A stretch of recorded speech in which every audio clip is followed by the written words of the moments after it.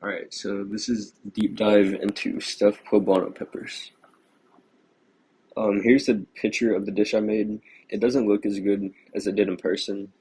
I don't know if it's because of the lighting of the light above the oven or whatever, but it looked really good in person.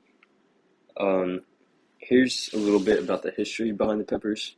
They're named after their origin state of Puebla, Mexico, and they were possibly grown in Cholula, which was first settled around 800 to 200 BCE, and that is the oldest now active city in Mexico.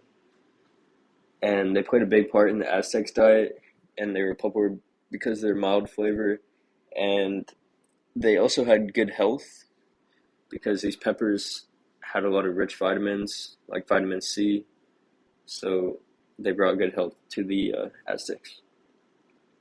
The culture behind the peppers, they are very popular in Mexican cuisine, and they date back to the 16th century uh, when the Spaniards uh, conquested Mexico. And there's many different versions of the dish out there. Like the one we made was uh, not the most popular one in Mexico, but they all change it up. Um, Chili en nogada is one of the most patriotic dishes in Mexico today, and it was created right after the signing of the treaty that granted their independence from Spain. Uh, so around their Independence Day, which is September 16th, uh, they're pretty popular around then.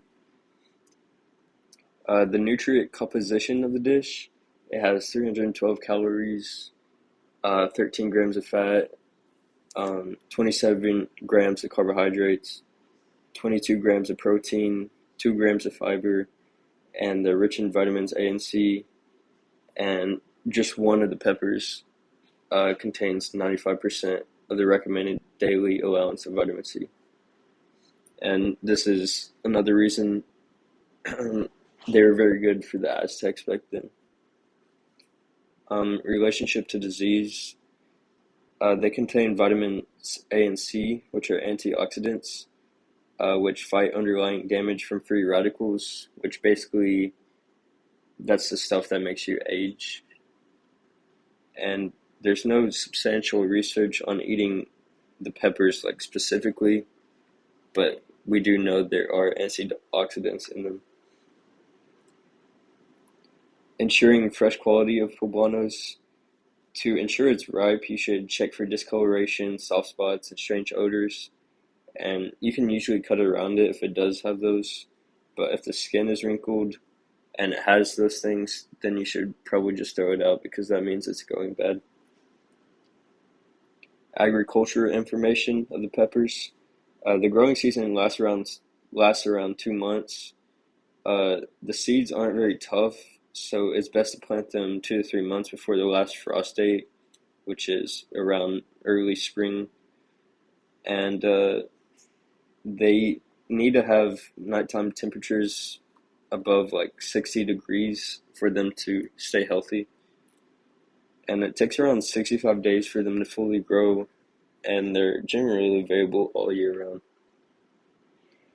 Uh, to prepare this dish, uh, we needed the peppers, ground beef, and we substitute that for ground turkey. You need Italian turkey sausage links, Spanish rice, enchilada sauce, and Mexican blend cheese.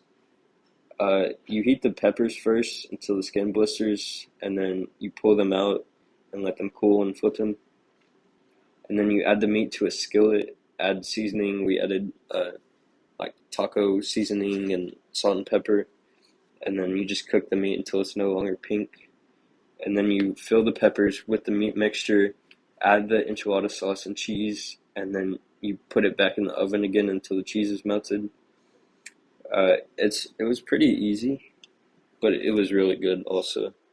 And different recipes can get more complicated, but I decided to go with this easy one to reduce cost and time. and I still got a taste of the traditional dish. Comparison of cultural perspectives. In the U.S., they're only used in like Mexican and Tex-Mex dishes, and they're not used in many other kinds of dishes unless a little heat is needed. Um, and but they're not used nearly as much as they are in Mexico, and they pride stuff Poblano peppers there because it relates to their independence, as I previously mentioned, and they're used because of their mild heat.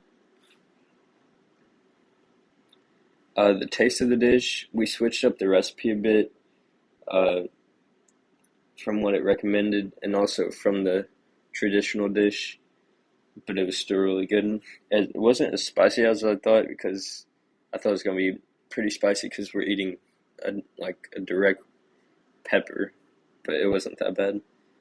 The meat enchilada and cheese mixture was also really good. I thought the enchilada sauce was going to be a little bit spicier, but it wasn't that bad. The pepper didn't have a great taste, but it did complement the mixture well with like the chewy texture. And in the future, I would cook the peppers a bit more because you're supposed to cook them until the heat or like the skin blistered. But we just did it for 5 minutes because that's what it told us to do. And I think this would add a bit more taste to them. And here's my reference sheet. And thank you.